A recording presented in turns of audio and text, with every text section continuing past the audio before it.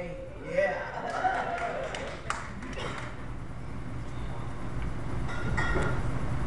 I wrote this piece, actually started writing it when I went home last year. It's a true piece about my sister. Okay. I watched my sister as she tossed and turned. She might have slept a total of 78 minutes the whole night.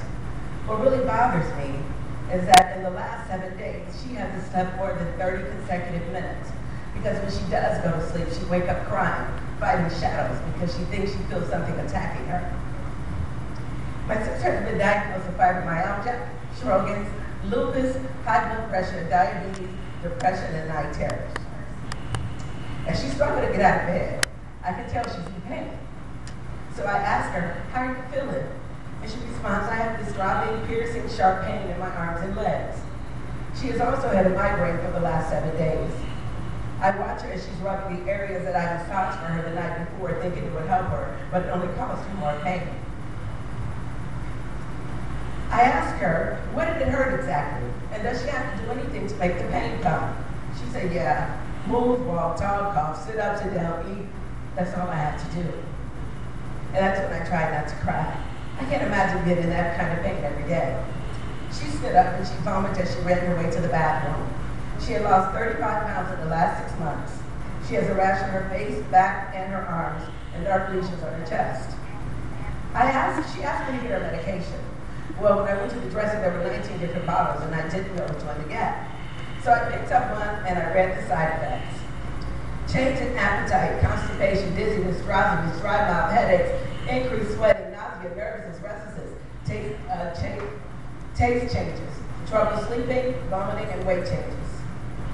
I kept reading her bottle because I couldn't believe that this was actually happening to her, and every symptom that was on there she seemed to have. So I kept reading. Seek medical attention right away if any of these side effects occur. Rashes, hives, itching, difficulty breathing, tightness in the chest, swelling in the mouth, face, lips, tongue, inability to have sex, chest pain, confusion, and varicular. Oh yeah, every time I go to her, she's in more and more pain each time. So I asked her, does any of this medication help you? She said, not really. I said, well, what does? She said, marijuana, and we both laughed. I watched my sister as she grabs a glass pipe. She takes the pipe and puts just enough marijuana in it to cover the head of a pencil. She inhales slowly. And as the white smoke comes out of her mouth, her whole body changes. She relaxes. The lines in her forehead goes away. And she just laid there. She said, I can't take this pain anymore today. This is the real medication. However, you know it's illegal in Georgia, and I don't know what to do anymore. So she takes the pipe and gets ready to put it away. I said, is that it? She said, yeah, that's all it takes. All I need is one little hit to knock the edge off. This time there wasn't a struggle for her to get up out of bed. She jumped right up and looked as if her pain had diminished. I asked her how she was feeling this time. She says, wonderful. My pain goes away. I can move effortlessly. The nausea stops. The shaking that's happening inside of my body calms down, and for a moment I can think. Marijuana makes me feel better than any medication that they're giving me. It's cheaper and it has less side effects. But as long as the government says it's a crime, there's not much I can do.